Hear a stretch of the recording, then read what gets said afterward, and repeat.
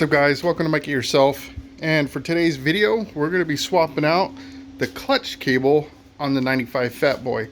So as part of the series of changing out the handlebars, I don't know if this is going to be the last step, but for this, we're going to go ahead and replace this cable.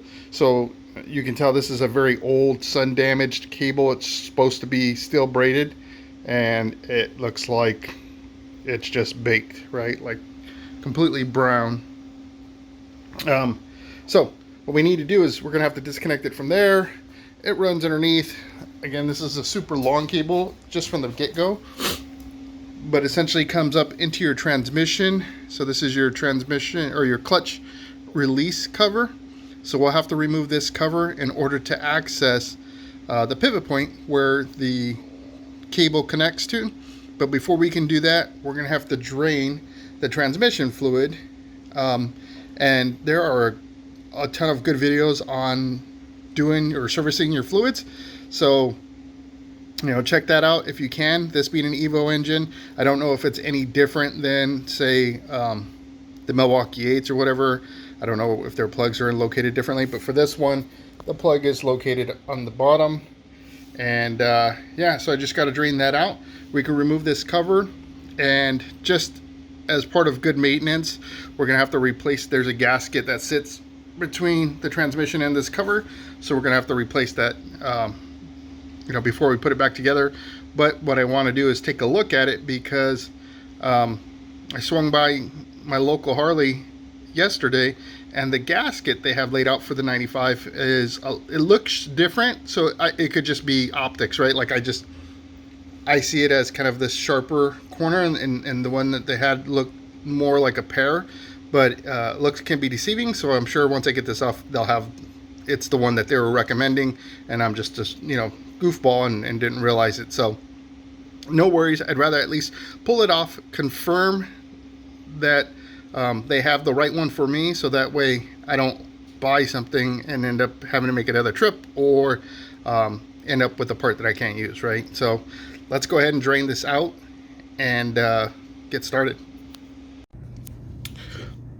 Oil is completely drained. I use my scissor jack just to level the bike to help promote more of that to drain out. Definitely recommend pulling out your dipstick, so that way fluid can drain a little bit quicker. I just kind of went off, did other stuff while it drained out. So now that it's done, what I'm going to do is put this on my Harbor Freight jack to get this a little bit higher, just to make it a little easier to work on, and that way I'm not having to squat down here on the floor. But ultimately our next steps are to remove these bolts here from the cover, and that'll expose the cable, and we can go ahead and disconnect it from there, and then we'll go up top and disconnect it from the handle. All right, so now we're up on the jack, and we're going to go ahead and just take out those bolts that I had mentioned. Again, nothing too crazy, just removing the bolts. That's it. Now, depending on your bike, you may or may not have to move your exhaust. So that's something that's going to be dependent on what type of exhaust you have. I'm lucky enough here in that my drag pipes sit just below this cover, so I'll be able to remove it without having to deal with the exhaust pipe, right? So again, I'm going to remove the rest of these, again, just to keep it from being boring, and I'll show you what the inside of this cover looks like.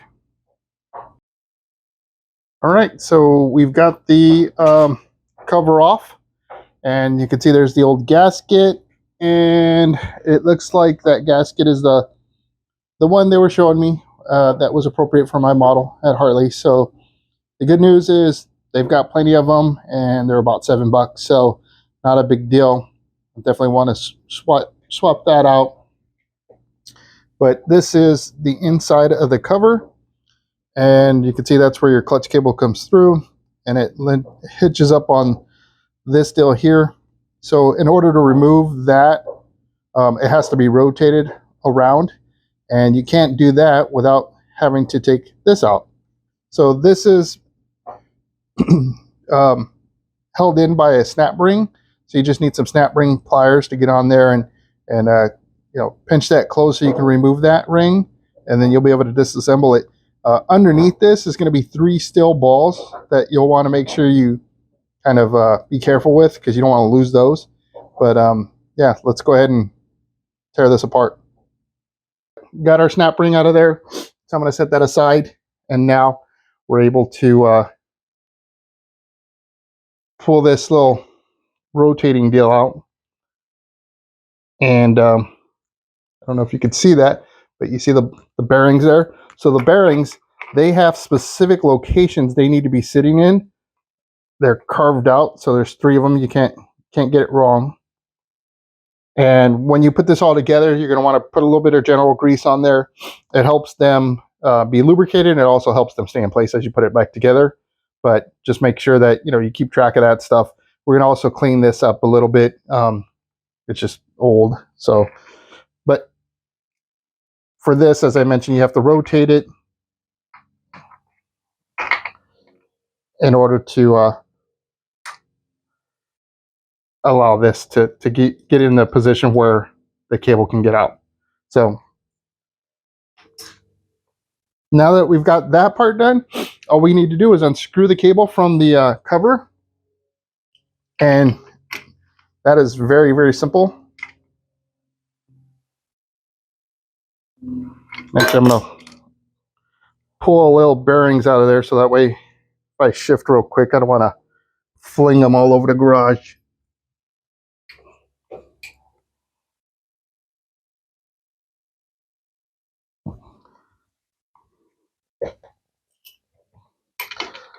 All right.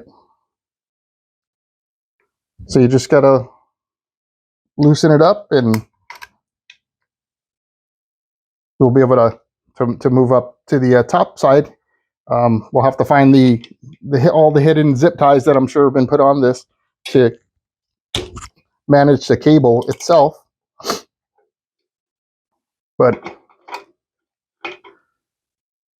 there we go. So we've already broken it loose. Go ahead and rotate it. Oh.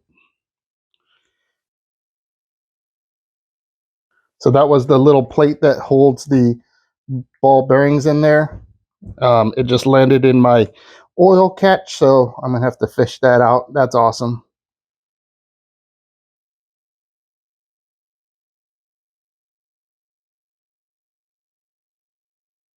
So once we get this thing unscrewed, it'll just slide right out. There we go. So let me fish that part out of my oil catch, and we'll move up to the top side. All right, so up here in the top side, the handle, the lever is held in by a pivot pin or a linch pin. And what we're going to do is there's a snap ring on this, and this is the opposite, where you've got to spread it open in order to get it off. So I've got the right little adapter put onto my little setup here, so when I squeeze, now it separates them. So be careful with these, because they're notorious for getting shot off into Lord knows where it goes or whatever, and then you're looking for your snap ring forever. So here's our little pin. Like I said, this was a little bit of pain. I ended up having to use a flat head to get it out. So I just kind of wedged it in between the little gap there, spread it apart, and had to work it around to get it off. But nonetheless, it's out. So now at this point, all we need to do is pull that little pin out. You're going to want to pull a little bit on that, and then that'll get it all out of there. And then you'll see the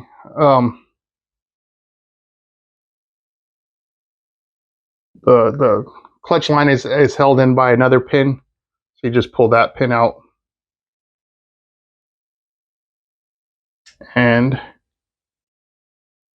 put that there so I don't lose that. But there you go. So now the clutch line is removed. So now I've got to just unsnake this thing through the bike, and we'll compare it. We'll do a side-by-side to the new one. All right, so here's the side-by-side, and just look at the color difference, right? So up here in this area, that was the nicest part of my clutch cable compared to the new, right?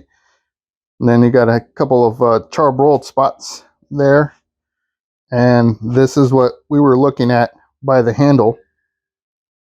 So you can see significant difference. This will make the bike look a whole lot better.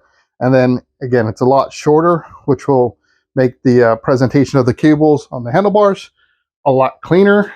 And then I can get the chrome mounted or bar mounted cable management clamps. That way it just looks even better, right? So let's go ahead and we're going to start just doing all that stuff in reverse. So as we install the line, in the kit that I bought, and I'll put a link to the website of the place I bought this kit. They sell complete cable sets. So if you go from your stock bars up to 12-inch bars, whatever it is, you know, if you want 12-inch bars cables for your bike, you can order the full set. They're decently priced, and they come with all the parts that you need. So in this kit came the new Teflon pivot deal here for our cable, our clutch cable for up here. So I'll swap that out on the handle, and then we'll have to route things through. The other important things I want to kind of point out to you is there is a rubber O-ring that sits at the base of this to prevent your cover from leaking where this screws in.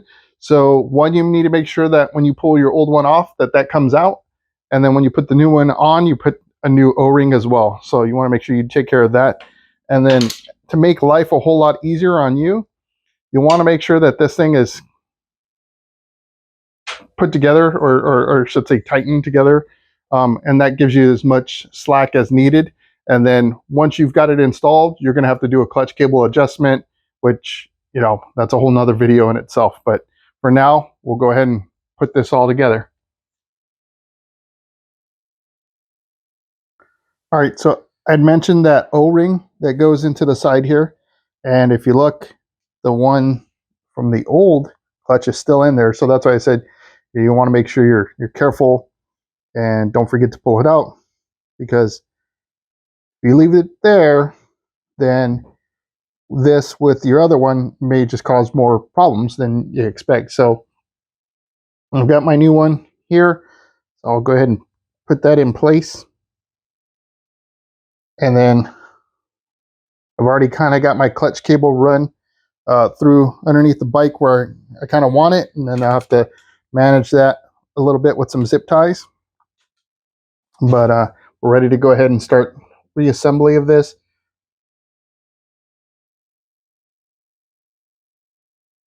Into the bike here. All right, so I've got that line installed and tightened up here. So now it's time to put kind of that piece with the ball bearings in there, and then reconnect this to that pivoting point.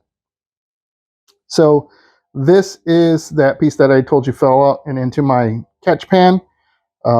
Just kind of cleaned it up real quick. So this has got a key on it. So you'll just make sure you line it with the slot that it goes into. And so you can't really, I mean, if you try to put it this way, I guess you can goof it up, but I mean, it's pretty obvious where it needs to go. I am going to put a little bit of grease on the in those little divots, so that way the ball bearings will get greased as they rotate through it, and it'll help them stay in place as we put this back together. So I've got that on there.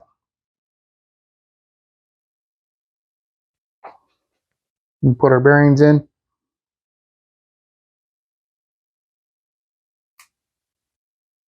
Just like that. And then the last two pieces we need to do is, this is the that other side here. You can see it also has divots, but this will be on in there. Just wipe it down really quick before we latch it onto the cable. And then we just have to install that snap ring.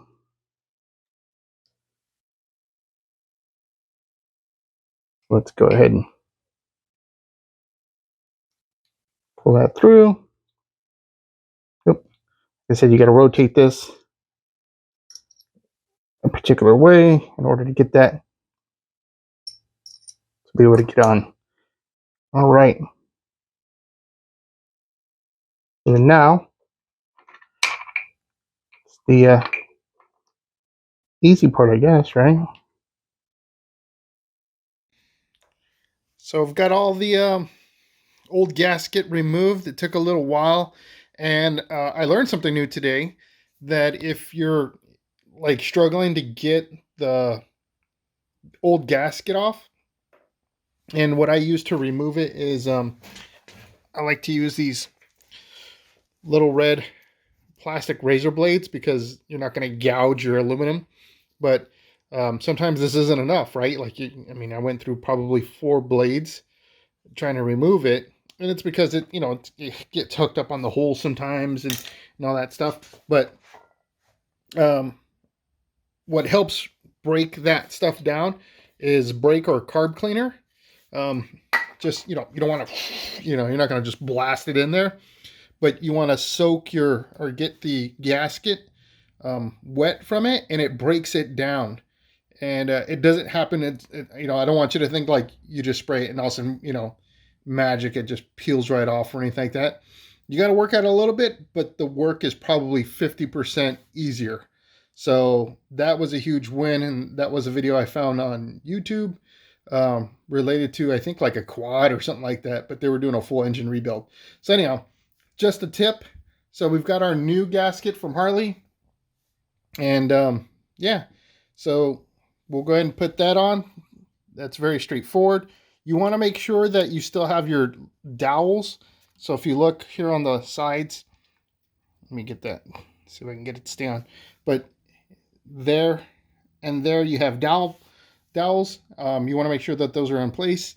Again, you want to make sure your mating surface is clean, free of debris or anything like that. And then you can go ahead and install your cover back on. So I'm going to do that. When you tighten up your bolts, you want to do a cross pattern. That way you get everything nice and evenly done. And then make sure you look up the torque for your bike to ensure your bolts are torqued to the appropriate value. So I'm going to go ahead and knock that out. And then all we should have left at that point is to adjust the line. All right, so we've got the clutch on, or the cable ran, and I've zip tied it up and just kind of ran it up alongside this part of the frame. This is where your adjustment is made, and what you're going to do is you're just going to crank this, which will separate these 2 ends and remove the slack from your clutch line. So what you're looking for is you need a little bit of play in your clutch line, and it's going to sit about right here. So that measurement is generally about 1/8 of an inch or so. I like to think of it as basically the ability to fit a nickel in there, right? So you want to be able to pull that, see that you can get that little bit of room there, and then you want to crank it a couple of times just to make sure that you got the right setting, and then that should be it. Now, one thing that I did almost forget about, just kind of in mind right now, is the fact that I've got to fill my transmission back up with oil. And again, that's a totally separate process. It doesn't take long to do. You just measure with your dipstick, whatever. So anyhow, I hope you enjoyed this video. Again, the output of this was going from this nasty crusted clutch line that was way too long for the bike to this nice steel braided line, and it just kind of contours to the bar. Like I said, I'm gonna get the chrome cable clamps for these bars, and it'll make this look a ton better. But again, overall, just gives it a cleaner look. So I hope you enjoyed the video. If you did, hit that thumbs up. If you enjoy my content, become a subscriber. We're halfway to 1,000 subscribers, which is our first major milestone, and I appreciate all of your all's support, and I look forward to having you as a member of the community. And until the next video, I hope to see you in the win.